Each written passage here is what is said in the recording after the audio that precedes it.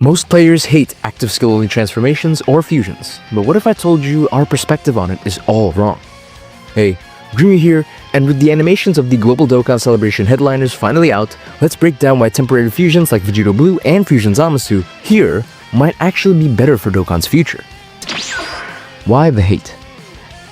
I feel like the reason why most players dislike this kind of active skill is obvious. The transformed version of the character has limited screen time. They appear once, deal damage, then vanish. The character doesn't really have any gameplay presence after the fact, you know? I think us as players, we really value a character's long-term presence even after transforming. I think we give credit to units like Super Vegeta or Super Gogeta from the 10th anniversary, who, even though they have a limited time after them staying in that fused form, we still appreciate that a lot more compared to just a short animation in one active skill considered as a quote-unquote transformation. It feels just more like a cutscene with Vegeta, with Zamasu, as well as with Gohan Beast being like the first ever to really make this happen, right? We don't really want a cutscene, we want a transformation. And more importantly, it's set up as a transformation in early teasers, right? A lot of times when Dokkan actually releases like these little teasers, just so that we have an idea of what's to come, it's set up as if it's going to be a full-blown transformation. Especially with Goku and Vegeta being let's just call it a tag character. I prefer to call them a tag character. People obviously assume that they would be just like Super Vegeta or just like Super Gogeta. And in that sense, when that's the teaser, and then this is the end result, this is it, by the way, everyone will obviously be disappointed for this official reveal.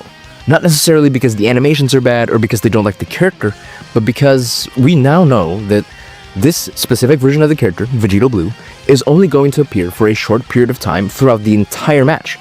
And for the rest of the turns, you're only going to be seeing Goku and Vegeta use their super attacks. But let's flip that frustration and ask a different question. Is there anything good about them? In defense of one-shot transformations, they're not the worst thing in the world. First off, they have good damage in their metas. Right now, Gohan Beast isn't exactly the craziest unit ever, his special beam cannon isn't all that. I will say that it has special effects that make it stronger, and even back then, when the character initially released, his damage was actually really good. But nowadays, you barely ever see that windscreen where he does the special beam cannon pose.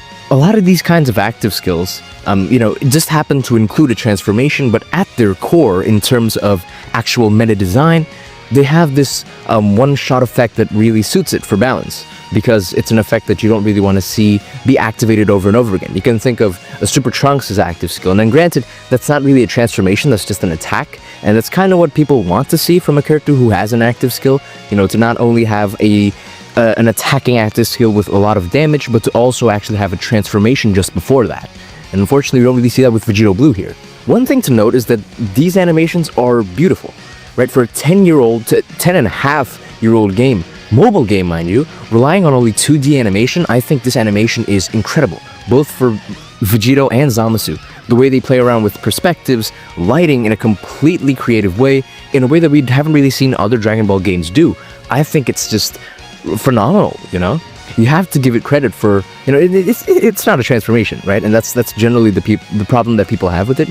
But I think a majority can admit to the fact that this is probably one of the most beautiful animations we've seen out of Dokkan Battle, out of the entirety of the game.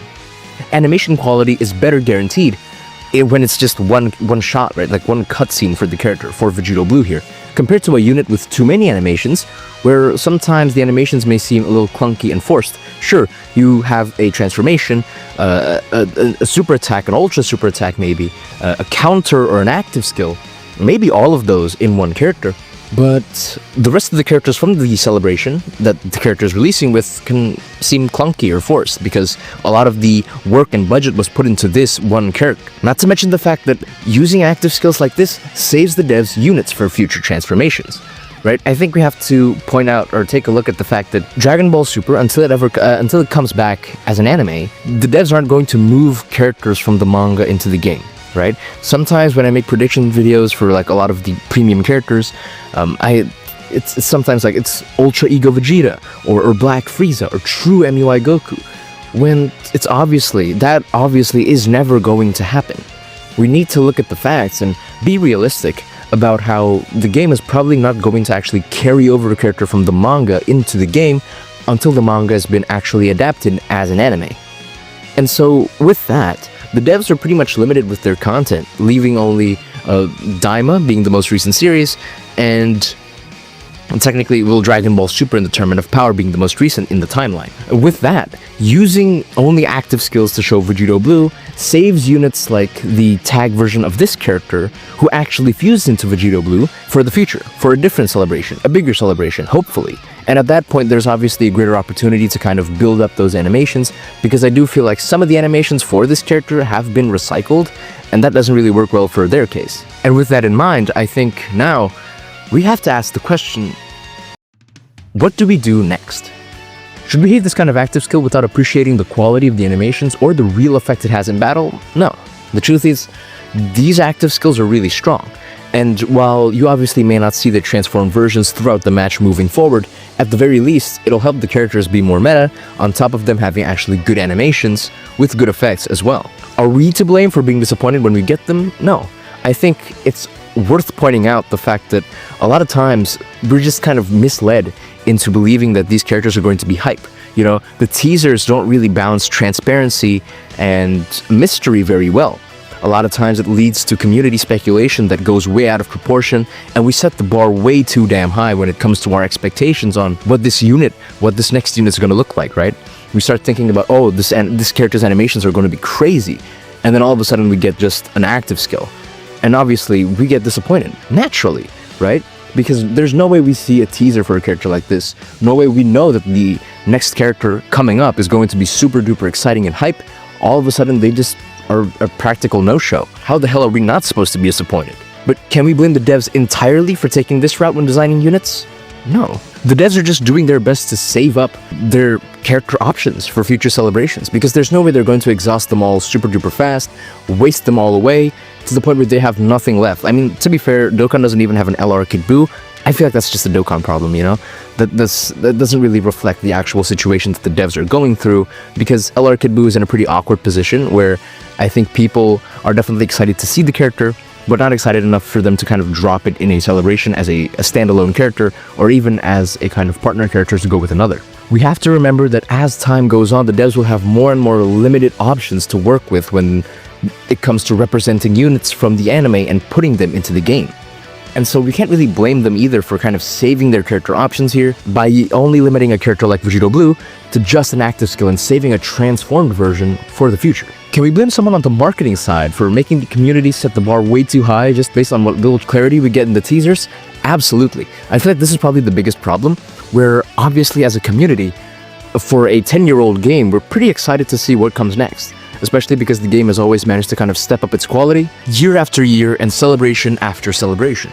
So, I mean, whenever we see a teaser like what we saw for this Global Dokkan Celebration this year, obviously the bar was set really high, and obviously people were disappointed because the hype quote-unquote fusion characters were only fusing for one short animation. And again, you can't really blame that on us, you can't really put it on the devs, who obviously did a great job making these characters either. But I think there is a point to be made here that the marketing team could probably be a bit more clear when it comes to making these teasers and making it known somehow at least, so that we know that, you know, these characters are only going to be fusing for one short animation or transforming for one short animation, just so that we don't get our hopes up too high and put more of our expectation towards what this character is going to specifically do. More towards their kit, more of an analytical look as opposed to one that's too focused on the character's hype. The hate is obviously understandable, but I just think it's a bit of an overreaction. Obviously, the marketing team could just clear up this information right away from the teaser, from the moment we know that these characters are going to exist and be put into the game. They can make the animation as best as it can possibly be, as this Vegito animation and Zamasu animation particularly, and make it OP in terms of damage and effect. These are all the ways the devs can do this right. The people at Dokkan can do it right. And when they do pull that off, we need to be ready as a community to appreciate it for what it is. And more importantly, be optimistic for what it implies we're going to get in the future. This has definitely been a bit of a different video, and I definitely want to talk more about Dokkan as the Global Dokkan Celebration rolls around. Am I tweaking for saying these active skills are overhated? Let me know in the comments. If you want to see a Legends video on the most broken game-ruining mechanics, check out the video on the left. If you want to see what I think the 7th anniversary needs to make it a complete celebration, check out the video on your right. And yeah, I think that's going to do it for this video. Bye, thanks for watching, never stay perfect, always get better. Peace.